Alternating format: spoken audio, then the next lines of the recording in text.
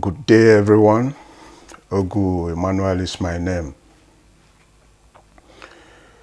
The title of my today's video is 10 Most Dangerous Gods in Igbo Land.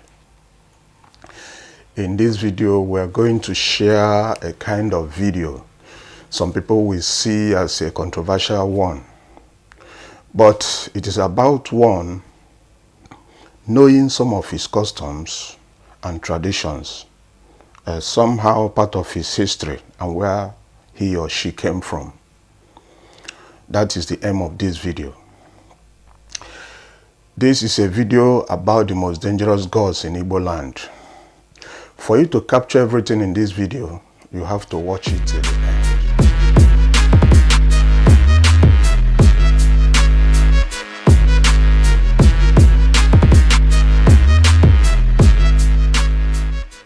Please, if you are new in this channel, you are highly welcome. And a big thanks to our returning subscribers. Now, let's delve into the video. You know, some of these gods is believed to have been existing, since creation by the people of southeastern part of Nigeria. Some people are still worshipping some of these gods till this day. Some still uses some powers from these gods to do positive and negative exploits nowadays. So in this video, we shall see some symbols of these gods, their brief identity and some of their functions. We start from here. 1. Abali. Abali is said to be one of the most powerful and dangerous of all the local deities in Igbo land. The name Abali, literally means the one that kills in the night. It is a well-known deity for killing its victims who have committed abominations in land at night. That is usually when the deity used to kill. The sound of its name has already explained its mode of operation. There is this argument concerning this deity's nature, its characteristics, the way it behaves. The big Igbo god, Abali, as it is known, is merciless and very dangerous deity that is believed to be fatal when attacking its victim. The second one is the one we call Njokuji. This deity Njokuji has everything to do with the popular food crop we call ji, meaning yam. Yam is a staple food heavily enjoyed by the Igbo and other people widely. Njokuji is believed to be the guardian deity of yam in Igbo land. In almost many parts of Igbo land, rituals were carried out annually in honor of this great goddess of yam. This great goddess of yam called Ifiajoku. Some also call it Ahiajoku. Before any planting season in the land, a series of prayers and supplications were made to this great goddess, this great goddess of productivity of yam. People used to do a lot of sacrifices. They used to do a lot of celebrations to start the farming season every year. So the name Njoku in Igbo land is a name usually dedicated to this yam goddess, with hope they must be prosperous. So what I mean is that a lot of people do answer the name Njoku in Igbo land. So the third one is the one we call Anyanwu. There is this belief in Igbo land that this deity Anyanwu, meaning the eyes of the sun, that is the divine source of nature, because it is paired by its worshippers with the sun. This deity is visionary, a worker, and a messenger also. It does a lot of things. So from the symbol, This deity can be seen with, possessing two staffs of light and fire. It is seen as the perfect image of what humans supposed to look like. That's from the look of the image. So the deity Anyanwu is as the same as Ane or Allah, who happens to be the mother goddess and the ruler of all creations, according to the belief of the Igbo. The fourth one is the one we call Ikenga. Ikenga is a two-horned deity found among the people of southeastern part of Nigeria. The name Ikenga means place of strength. It is believed Ikenga is the most powerful symbol of, the Igbo people. It represents male source of power. How, the Igbos used to boast a lot with this name. I mean, the Igbo traditionalists, they used to boast a lot about the position of the power behind this name. So it means a place of strength. And it is believed that Ikenga is the most powerful symbol in the land. It represents male's source of power, aggression, physical prowess. It is a common kept cultural artifact in Igbo land. There is this probability this deity of a right man's hand was carved by an Igbo artist from Nteje or Achala in Anambra State. So it is known to be a good agent of action that overcomes life challenges of a typical Igbo man.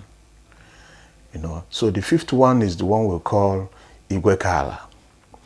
Igwekala, this great and powerful deity, is visited every 4 years as a masquerade around the festive periods of December. As it is, no one comes close to it once it enters any community. The shrine of this deity can be located in Umunoha, near the city of Owerri. So that's the place you can find this deity. The sixth one is the one we call Amadioha. This Amadioha is highly revered in Igbo land and its environment. Amadioha is the god of thunder, justice, oath, and lightning. It can also be called Kamalu. Some call it Kamalu, Kalu, Akanu, Kamanu, Ofufe. So it has so many names. People do call it so many names. People gave it so many names. So the name Amadioha means free will of the people. So it is believed to represent the collective will of the people. It is one of the most dangerous, powerful, and among the most popular Igbo gods in Igbo land. This deity's fiery temper and nature is sometimes said to have no bound and very quick to kill those found guilty by its oracles. No mercy. The thing will just hit you before you know it, according to the belief of the Igbo. So Amadioha is highly revered by cults all over Igbo land, especially in Aro, where these cults that once revered him still functions till this day. It still works till this day. So the seventh one is the one that is called Ekwensu. Ekwensu in Igbo land is a god of war, a deity of bargains, and also a trickster in its nature. So the deity is very highly feared as much as Chukwu is respected in Igbo land. Ekwensu is the version of evil spirit in some other religions and climes. This deity was mistaken as Ajomo, evil spirits when the Europeans invaded our land. Ekwensu was also mistaken as Satan. When they tried defeating us, but no way, they studied the kind of our backup that was able to kill many of their British counterparts, their soldiers, their officers, because the Igbos refused to surrender to be colonized by them. So it was the missionaries who demonized it. They destroyed part of the powers by using some of their early converts, some of our people that embraced their faith. So that was when they introduced cheating and destruction of our traditional faith and places. So Ekwensu is well feared and avoided by all in Igbo land. Ekwensu is not a desperate deity, but when it possesses someone, it can lead one to commit acts of great evil against Chukwu or humanity. So the eighth one is what we call Ane or Allah. Ane or Allah is a female deity, represents the earth, morality, fertility, creativity. As the most respected god in Igbo land, she is seen as the wife of Amadioha, the god of the sky that commands a big authority in Igbo land. Allah or Ane, as it is mostly called, is the first deity created by Chukwu. So all grounds are considered as Allah herself to be holy. The water that flows in and out of her represents the fountain of life and fertility. Allah is considered to be in charge of the underworld, which holds the deceased ancestors in her womb. So there is this belief in her stomach is where the dead and the living resides. That's where they are found, according to the belief of the Igbo. So Allah is involved in judging human actions and is in charge of Igbo law, customs, and also known as Omenala. So this deity Allah or Ane, as it is pronounced by some people, have a messenger and living agent on earth called Python, meaning Eke in Igbo, which is highly revered by many in Igbo. The ninth one is Idemili. Idemili is one of the most powerful river goddess from Nnobi in Anambra State.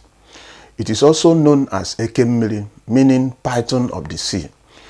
She is a deity that is mostly interested in the pregnant women, mothers, infants, the little children.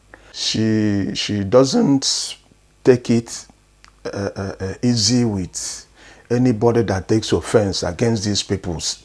This deity attacks seriously with her violence that it lashes out against her offenders.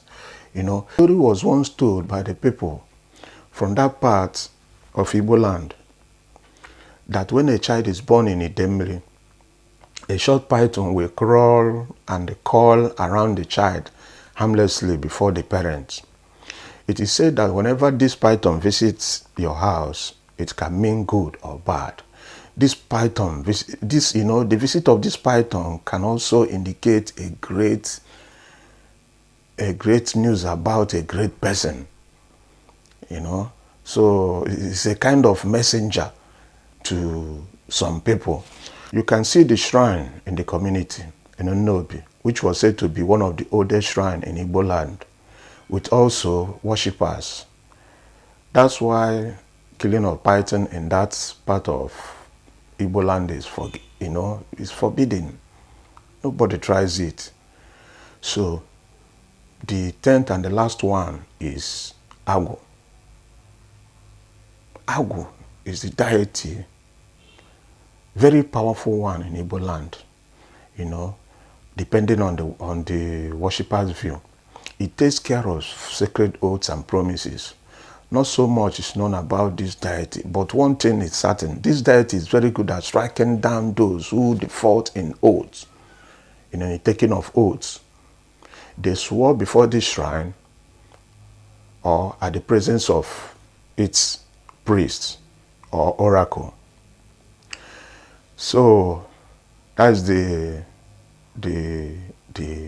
10th part of this deities in Igbo land. Please do not forget to subscribe to my YouTube channel. Click like on my Facebook. for more interesting videos. Ring the notification bell, comment on this video, and do not forget to share this video. It helps the algorithm. Bye. Bye-bye.